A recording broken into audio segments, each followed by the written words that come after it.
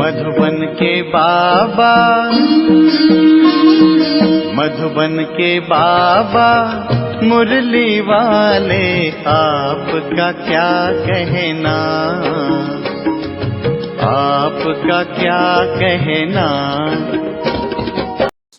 ओम शांति। आज 9 फरवरी 2022 के साकार मधुर महावाक्य हैं। आज मीठे मीठे बाप दादा बोले, मीठे बच्चे, सब दुखियों को सुखी बनाना यह एक बाप का ही फर्ज है, वही सर्व का सद्गति दाता है। बाबा कहते, मीठे बच्चे, सब दुखियों को सुखी बनाना यह एक बाप का ही फर्ज है, वही सर्व का सद्गति दाता है। बाबा ने आज प्रश्न पूछा कि बाप अपने बच्चों को चढ़ती कला में जाने की कौन सी युक्ति सुनाते हैं।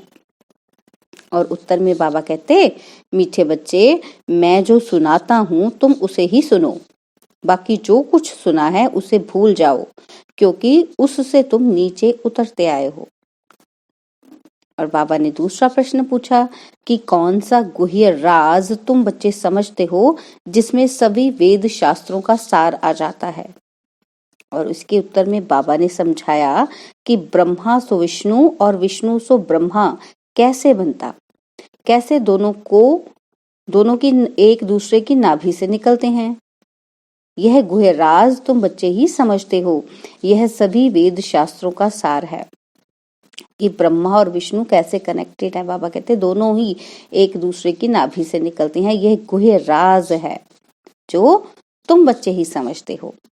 तो आज मुरली का गीत है, नैनहीन को राह दिखाओ प्रभु, पग पग ठोकर खाओ रे।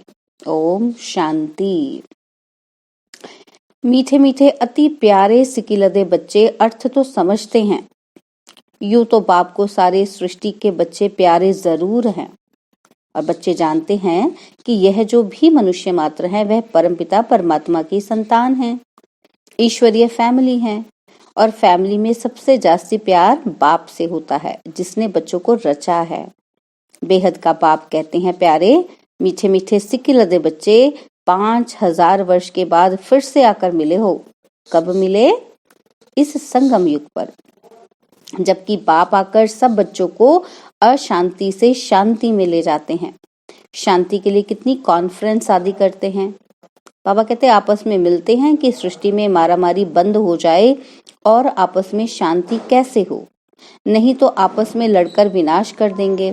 विनाश से डरते हैं, यह भूल गए हैं कि बाप ही आकर सुख धाम अर्थात आदि सनातन देवी देवता धर्म की फिर से स्थापना करते हैं, जो अब हो रही है। तुम सब बैठे हो बेहद के बाप से बेहद सुख का वर्षा लेने। बाबा कहते तुम जानते हो कि बराबर परमपिता परमात्मा आकर फिर आसुरी दुनिया का विनाश कराते हैं। विनाश तो जरूर होना चाहिए ना, क्योंकि इस समय सब दुखी हैं। यह बाप का ही कल्प कल्प का फर्ज है कि जो भी दुखी है उन सबको सुखी बनाना। बाकी जो खुद ही दुखी पतित है वे फिर औरों को पावन सुखी कैसे बनाएंगे। सो भी सारी दुनिया की बात है, गाते भी हैं, सर्व का सद्गति दाता एक है। हे परमपिता परमात्मा, आकर हम पतितों को पावन बनाओ। यह तो सब धर्म वाले जानते हैं कि भारत में गॉड गॉडेज का राज्य था। उस समय हम लोग नहीं थे। प्राचीन भारत की बहुत महिमा है। भगवान ने पहले पहले स्वर्ग रचा, उसका मालिक कौन था? भारत। स्वर्ग में हीरे सोने के महल थे। भारत बहुत साहूकार था। और अब कलयुग के अंत में अनेका अनेक धर्म है, बाकी एक देवता धर्म प्राय लोप है। कंगाल महान दुखी बन पड़े हैं। अब वह पाप कहते हैं कि यह ब्रह्मा दादा तो जवाहरी था। यह नहीं कहते हैं, निराकार बाप कहते हैं इस शरीर द्वारा कि यह ब्रह्मा भी अपने जन्मों को नहीं जानते हैं। तुम ब्रह्मा कुमार कुमारियां भी अपने जन्मों को नहीं जानते थे। मैं इनमें प्रवेश करता हूँ, यह भी ड्रामा में था। कैसे प्रवेश होते हैं यह सवाल नहीं है। बाप कहते हैं मेरे को अपना शरीर नहीं है, मैं साधारण बूढ़े तन में आकर प्रवेश करता हूँ। आता भी हूँ भारत में, यह अपने जन्मों को नहीं जानता। मैं आकर इनको समझाता हूँ। यह सब बना बनाया बेहद का बड़ा ड्रामा है जो सेकंड पास होता है और वह फिर रिपीट होगा। यह बेहद ड्रामा का राज बाप ही समझाते हैं। बाप कहते हैं कि बच्चे, जो कुछ तुम दान पुण्य आदि करते आए हो यह सब है भक्ति मार्ग। इनसे कुछ भी प्राप्ति नहीं है, क्योंकि भक्ति में अब कोई सार नहीं है। इतने यह सब चित्र आदि जो कुछ बनाए हैं इनको गुड़ियों की पूजा कहा जाता है। चित्र बनाया, खिलाया, पिलाया, डुबोया, यह सब बेसमझी हुई ना। यज्ञ जब रचते हैं तो मिट्टी का एक बड़ा शिवलिंग और छोटे छोटे सालीग्राम बनाते हैं। तो बाबा कहते हैं ये किसकी पूजा करते हैं, यह भी समझते नहीं हैं। बाप और बच्चों ने सर्विस की है तब उनकी पूजा होती है। बनाते हैं, तुम बच्चों के भी सालीग्राम बनाते हैं। बाबा कहते तुम बच्चे अब बरोबर भारत को पवित्र बनाने की सर्विस कर रहे हो। तुम हो खुदाई खिदमतगार, तुम्हारी बाप से प्रीत है। बाप की श्रीमत पर चलते हो तब श्रीमत भगवत गीता गाई हुई है। भगवान कोई शास्त्र नहीं पढ़ेगा, कोई भी धर्म स्थापक कब शास्त्र नहीं उठाते, वह आते हैं धर्म स्थापन करने। देखो बाबा ने कितनी अच्छी बात हमें समझाई कि कोई भी जब धर्म स्थापन होता है तो बाबा कहते हैं वो कोई शास्त्र नहीं पढ़ता। हम देखें बौद्ध धर्म जब स्थापन हुआ तब बुद्ध ने कोई शास्त्र नहीं पढ़ाया, उनके पास जो नॉलेज थी वो सुनाई। तो देखो ये कितनी सुंदर बाबा ने बात ये रिलेट करके बताई है। तो बाबा कहते भगवान कोई शास्त्र नहीं पढ़ेगा, कोई भी धर्म स्थापक कब शास्त्र नहीं उठाते हैं, वह आते हैं धर्म स्थापन करने। उनके पास जो नॉलेज है वही सुनाएंगे। ऐसे नहीं कि क्राइस्ट ने आकर बाइबल पढ़ा, नहीं, वह आया धर्म स्थापन करने। तो बाप आकर श्रीमत देते हैं।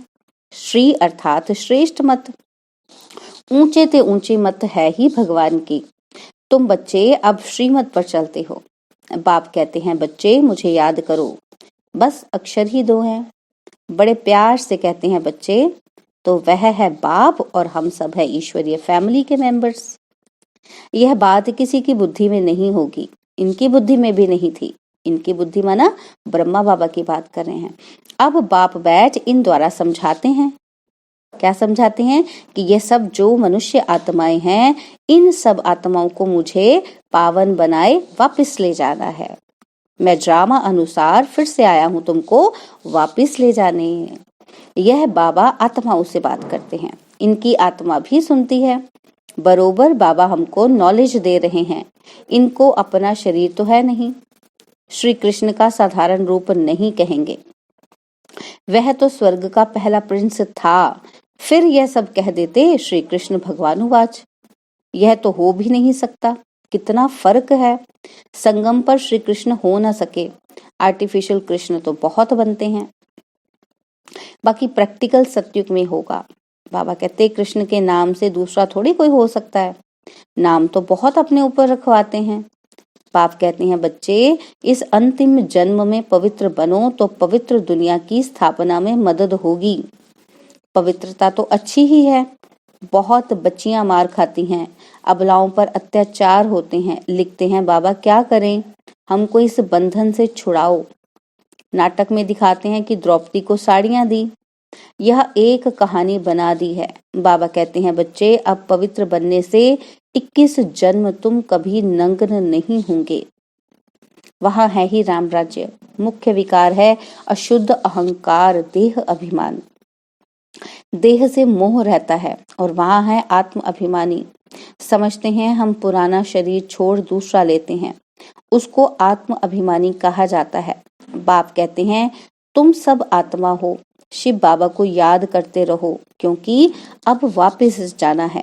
यह है आत्माओं की सच्ची सच्ची रूहानी यात्रा। सबको सुप्रीम बाप के पास जाना है। तीर्थ यात्रा पर जाते हैं तो रास्ते में राम राम कहते जाते हैं। बाप कहते हैं तुम बाप को याद करते चलो। अब सारी दुनिया तो राजयोग नहीं सीखेगी, कल्प पहले वाले ही यहाँ आएंगे। अभी कलम लगना है। जो देवी देवता धर्म का मीठा झाड़ था सो प्राय लोप हो गया है, बाकी टाल टालियां खड़ी हैं। वैसे ही इस देवी देवता धर्म का जो फाउंडेशन है वो सड़ गया है, बाकी निशानियां रहे हैं, परंतु वह कौन है यह किसी को पता नहीं है। ना अपने धर्म का पता है, इसलिए हिंदू धर्म कह देते हैं। बाप कहते हैं तुम्हारा भारत कितना सिरताज था, धर्म के लिए ही कहा जाता है रिलीजन इज माइट, अभी तो देवता धर्म है नहीं, फिर वह धर्म कैसे स्थापन हो। बाप हैं सर्वशक्तिमान, वर्षा उनसे मिलता है, ताकत भी उनसे मिलेगी। बाप है सृष्टि का बीज रूप, हम उनकी फैमिली हो गए। बाप सत्य है, चैतन्य है, ज्ञान का सागर है, सब कुछ आत्मा में है, आत्मा ही सुनती है, पढ़ती है, आत्मा में ही अच्छे बुरे संस्कार होते हैं। इस समय सबकी आत्मा तमो प्रधान हो गई है, सबसे जास्ती तमो प्रधान बुद्धि भारतवासी ही बने हैं। श्रेष्ठ ते श्रेष्ठ आत्माएं भी भारत की ही थी, वही हेवन के मालिक थे। यह नाटक बना हुआ है, सबको अपना अपना पाठ मिला हुआ है। आत्माएं सब एक जैसी हैं, उनमें कोई फर्क नहीं है। ऐसे नहीं कि हमारी आत्मा छोटी है, बाबा बड़ा है, नहीं, आत्मा छोटी बड़ी नहीं होती। आत्मा 84 जन्मों का पाठ फिर से रिपीट करती है, इनकी कभी एंड नहीं होती। एक आत्मा कितनी सर्विस करती होगी, वह अविनाशी पाठ कभी मिटने वाला नहीं है। क्या यह बातें विद्वान पंडित शास्त्रों की अथॉरिटी जानते हैं? बाबा कहते बताओ, जानते हैं वो कि इतनी छोटी आत्मा में कितना भारी पाठ है। परमपिता परमात्मा भी ड्रामा के वश में है, पाठ बजाने के लिए बंधा हुआ है, एक्यूरेट टाइम पर ही आएगा। उनको भी अपना पार्ट टाइम पर बजाना है, सबको सुखी बनाना है। ख्याल करो आत्मा क्या है। बाबा की आत्मा भी इतनी छोटी बिंदी मिसल है, इतनी छोटी चीज की पूजा तो कोई कर न सके। भक्ति के लिए फिर बड़ा बनाते हैं जिसकी पूजा हो सके, जिसको शिव अथवा रुद्र भी कहते हैं। है बिंदी मिसल, तिलक देते हैं ना। तो यहाँ यह बड़ी समझने की बातें हैं और तो कोई समझा ना सके। यह बाप बैठ समझाते हैं, बहुत महीन बातें हैं। बाप समझाते हैं कि बच्चे आत्मा देखो कितनी छोटी है, आत्मा के ऑर्गन्स देखो कितने बड़े हैं। इस समय सबकी आत्मा और शरीर दोनों ही पतित हैं, अब फिर पावन बनना है। तुम अव्यभिचारी बनो, एक से ही सुनो, एक को ही याद करो। ओहो बाबा, आप तो बड़ी कमाल करते हो, कैसा ज्ञान सुनाते हो, और किसी की ताकत नहीं हो जो यह नॉलेज दे सके। तुम्हारी चढ़ती कला अब ही होती है, जबकि बाप आकर पढ़ाते हैं। इस समय सभी मनुष्य मात्र पतित हैं, इसलिए बाप कहते हैं कि मैं सबका उद्धार करने के लिए आता हूँ, रात से दिन में जाने का रास्ता बताता हूँ। गाते भी हैं, नैनहीन को राह दिखाओ प्रभु, पग पग ठोकर खाओ रे। गोया सभी को कहते हैं कि हम, बाबा कहते सभी कहते हैं कि हम नैनहीन हैं, हमको राह दिखाओ। तो बाबा कहते कहाँ की राह? अपने घर की। यहाँ तो बहुत दुख है बाबा, हम अंधों की लाठी है, तो आप ही हो ना। तो बाबा ही हम अंधों की लाठी है। बाबा अक्षर से वर्षा याद आता है, प्रभु या ईश्वर कहने से वर्षे का नशा नहीं होता। त्वमेव माता च पिता, यह उनकी महिमा है। बाबा कहते मनुष्य कह देते हैं यह वेद तो अनादि हैं, परंतु पूछो कब से पढ़ते आए हो? क्या सतयुग से लेकर? वहां शास्त्र तो होते ही नहीं, यह है भक्ति मार्ग के। बाबा कहते कुछ भी जानते नहीं। बाप कहते हैं अभी मैं आकर तुमको सबका सार समझाता हूँ। ब्रह्मा द्वारा, ब्रह्मा बच्चा मेरा है या विष्णु की नाभि से निकला है? ब्रह्मा तो शिव का बच्चा हुआ, विष्णु का बच्चा तो नहीं है। हाँ, ब्रह्मा ही फिर विष्णु बनते हैं और फिर विष्णु 84 जन्म बाद ब्रह्मा बनते हैं। यह बहुत गुह्य राज है जो तुम बच्चे ही समझते हो। अभी ब्रह्मा मुख द्वारा तुम ब्राह्मण बच्चों का जन्म हुआ है, तो कितना नशा और खुशी तुम बच्चों को होनी चाहिए। अच्छा, मीठे मीठे सिकिलदे बच्चों प्रति माता पिता बाप दादा का याद प्यार और गुड मॉर्निंग। रूहानी बाप की रूहानी बच्चों को नमस्ते। हम रूहानी बच्चों की रूहानी बाप दादाजी को दिलवा जान सिकवा प्रेम से नमस्ते। ओम शांति। प्यारे बाबा, मीठे बाबा, मेरे बाबा, शुक्रिया बाबा, शुक्रिया बाबा, शुक्रिया बाबा। धारणा के लिए मुख्य सार है, पहला पॉइंट है संपूर्ण पावन बनने के लिए अव्यभिचारी बनना है। एक बाप से ही सुनना है, एक को ही याद करना है। खुदाई खिदमतगार बन भारत को पावन बनाने की सेवा करनी है। एक बाप से प्रीत बुद्धि रहना है। और बाबा ने वरदान दिया कि स्व स्थिति द्वारा हर परिस्थिति को पार करने वाले मास्टर त्रिकालदर्शी भव। स्व स्थिति द्वारा हर परिस्थिति को पार करने वाले मास्टर त्रिकालदर्शी भव। जो बच्चे त्रिकालदर्शी स्थिति में स्थित रहते हैं वह अपनी स्वस्थिति द्वारा हर परिस्थिति को ऐसे पार कर लेते हैं जैसे कुछ था ही नहीं। नॉलेजफुल त्रिकालदर्शी आत्माएं समय प्रमाण हर शक्ति को, हर पॉइंट को, हर गुण को ऑर्डर से चलाते हैं। ऐसे नहीं कि समय आने पर ऑर्डर करें सहन शक्ति को और कार्य पूरा हो जाए फिर सहन शक्ति आए। बाबा कहते हैं ऐसे नहीं, जिस समय जो शक्ति जिस विधि से चाहिए उस समय अपना कार्य करे तब कहेंगे खजाने के मालिक मास्टर त्रिकालदर्शी। और मुरली का स्लोगन है, जो सदा खुश रहते हैं और सबको खुशी बांटते हैं वही बच्चे सच्चे सेवाधारी हैं।